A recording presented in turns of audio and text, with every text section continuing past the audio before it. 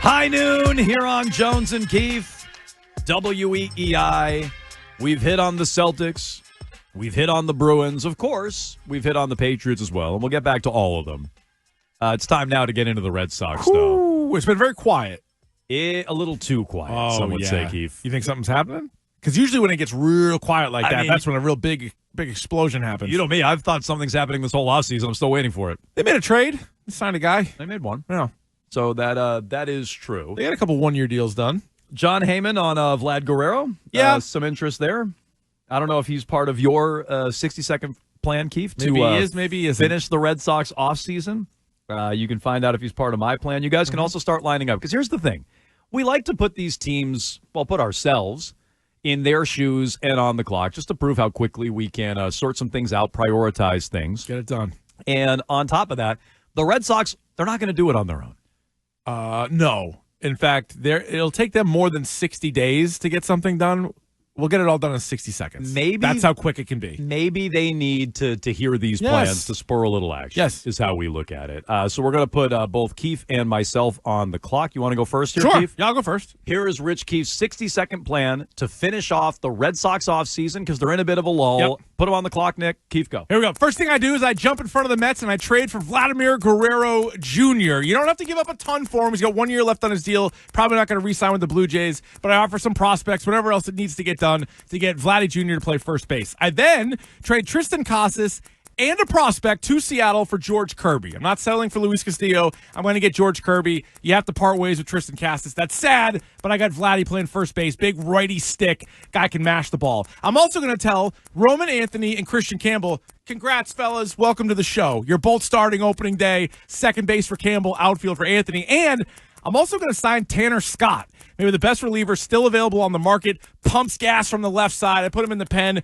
with everybody's favorite, Aroldis Chapman. You also have Liam Hendricks. You got Slayton. You got Whitlock, who's going to be in there. My starters now, all of a sudden, Crochet, Kirby, Bueller, Houck, Crawford. Nasty.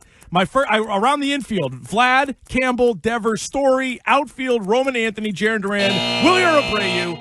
And I still got Yoshida DHing. Okay, our plans are going to be shockingly similar. But hang on. You have Bayo in the bullpen? I got Bayo floating around right now. Bullpen. Yeah. I thought Who did you trade for Vladdy if you're keeping Roman Anthony and Christian Campbell?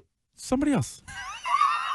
Yeah, I don't think you have to trade a ton. He's only got 60 seconds. Cut him some slack. Nick, what's your plan over there, Nick? Jesus, Nick, what is this? 2 I minutes was just trying to flesh it out a little bit. All right, I would say this. He only has 1 year left on his deal. Yes. So Mookie Betts got traded for a bag of crap. Mm-hmm. So I don't think Toronto's going to get the haul they think for Vlad Jr. Do you?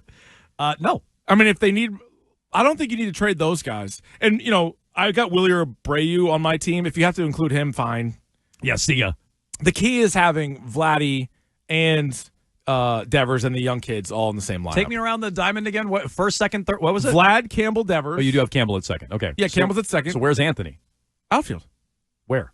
Left or right, whatever they think is better. Duran's in center. Got it. He's in left or right. William Abreu's in left or right. So no Rafaela. Maybe Rafaela goes in your deal. Oh, Rafaela could go in the deal, or he's just the utility, and he's legit the backup at every position for all those guys. All right. Story's going to get hurt, so you're going to need somebody to play short. That's a good point. He's basically your de facto shortstop. But if you have Crochet, Kirby, Bueller as your first three, and then Houck, who was good last year, and Cutter Crawford, yeah, like Bayo and Giolito, I don't know. You guys can be long men, and then when somebody gets hurt, you can make a spot start. Okay. We're doing a lot of nitpicking of Keefe's plan. Yeah, quite frankly. seriously, 60 seconds. I nailed it, I thought. I feel a little guilty. We're doing a lot of nitpicking. You like Tanner Scott coming in there and Keefe's hucking gas? You want to hear my plan? Sure. Is it the same plan? Okay, Nick, why don't you put me on the clock? Red Sox not doing anything, so I'm going to help them out.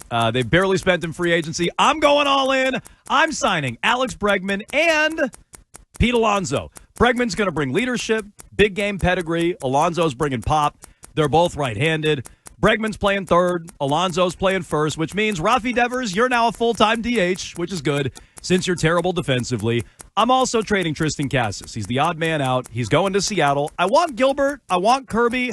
I actually would settle for Luis Castillo. Whichever guy I get, I'm penciling him in with Crochet, Bueller, Houck, and Crawford. Brian Bayo, you're now in the bullpen, which is where you belong, along with Garrett Whitlock. I'm signing Tanner Scott. He's closing. Noted good guy, Aroldis Chapman, you're setting up. Now you have a deep rotation. You have a stacked bullpen. Oh, and finally, I'm giving Jarren Duran an extra $500,000 since I'm not a cheapskate. So Sam Kennedy, that's a team that can win 95 games in the division and compete for championships. Follow this plan. Make the Red Sox great again. How about that? I like the detail of giving Jarren Duran an extra $500,000. Do it. Yeah. It's a $500,000. Guy had an awesome year last year. You don't need to fight with him over $500,000. So, but I was, you had Tanner Scott in there. You tucked that one in. I did. I thought that was a sneaky one by me. We're both upgrading first base. We're both trading Tristan Cassis. We're both getting a pitcher from Seattle. I think my plan is more realistic based on what they've done. No, it doesn't mean it's better. Yeah. I mean, it's better, but it doesn't mean... No, because it's all trading. It's not signing guys. Because Alonso and Bregman's a lot of money, and Yes. like they're going to be big-time contracts, which Yes. in my scenario... You're barely even spending over there. Yeah, but... Which sounds like the Red Sox, to your point. It Yeah, does. It's doable. But what you're going to have to do, I think, in the case of Vlad Guerrero and Kirby, is like if you get them, you don't want them to just walk away. Like you're gonna have to sign those guys to big deals. But I look like those players are insane. And last year, I remember doing some of the Sox pre-games and looking at Guerrero, be like, oh, he's kind of like trending a little bit downward, and then he just like went crazy. And he was awesome. Here's something that I now really want and respect, and I wish more players did. We've talked about this off the air a ton. Billy sometimes will just be going through Instagram, and it's like, oh, here are the guys' numbers from like 1990. Yeah. And you just read guys' numbers, and you're like, oh, this guy hit 330. Yeah. Oh, this guy hit 350. What Vlad hit last? Didn't he hit like 325, 323? Yeah. 323, 30 bombs, 103 RBI. OPS of 940. So I am sixth in the MVP. I am not dismissing batting average. Like batting average is meaningless. It's so dumb. No. I'm not dismissing that. And one thing I like about Vladdy is that he's not just going to hit for power. He's going to hit. Period. Yep. He's not just going to. One thing that I don't love about Alonso, there's a lot of swing and miss. It's a low average guy. That's one thing I don't like about Alonso. I prefer the Red Sox spend money. Yeah. You don't have to give up on these prospects. Or even the Abreu's and Rafaelas of the world, go spend some money, plug those guys in, and put Devers at DH. I'm happy we're both doing that. I'm not. You're not. I'm sorry. He's still your third baseman. I'd be happy doing it, but again, this plan only added a first baseman. Good luck with your defense. They're not the best defense, but they're going to sock so many dingers. It's not going to matter. They're going to sock so many dingers. But you could have some sort of top of the lineup of like Duran, Guerrero, Devers.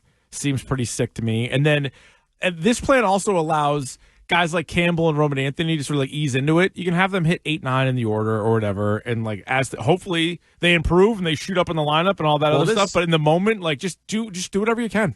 In the Theo days, I guess we're back in the Theo days now. But in the Theo days, that is what they did. I mean, they'd call up Ellsbury and hit at the bottom of the order. They'd call up Pedroia and hit at the bottom of the order, and you would work your way in. The pressure was off. I mean, Youkilis was a bench player.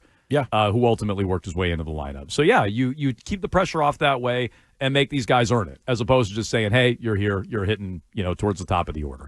So, whose plan did you like better, Jones or Keefe? If you have your own Red Sox plan, we'll put you on the clock. 30 seconds. You don't get sit. It's our show. Yeah, I mean, we got to make time for everybody else. So we get 60 seconds. Right. But if you have a 30-second plan to finish off the Red Sox offseason, what do you want them to do? Trades. Guys don't trade away. Guys to sign. Do they do any of the things that either one of us suggested? I'm not even sure they paid Duran the $500,000. Right. No, I know. The answer might be no. Okay, so what's the most likely? All right, so if it's Scott, Bregman, Alonso. I think Tanner Scott's pretty likely. Okay. I mean, like, on a scale of the Red Sox, I think it's pretty likely that they could just sign a reliever. Their bullpen still feels like it doesn't have a lot, right? No, as a closer. So who's your closer right now today? Chapman? Either Chapman or Hendricks, right? No, I know. I think that's what it is. Because you're paying Chapman like a decent amount. It's not exactly closer money, but it's really good setup money. Mm-hmm. Justin Slayton was pretty good.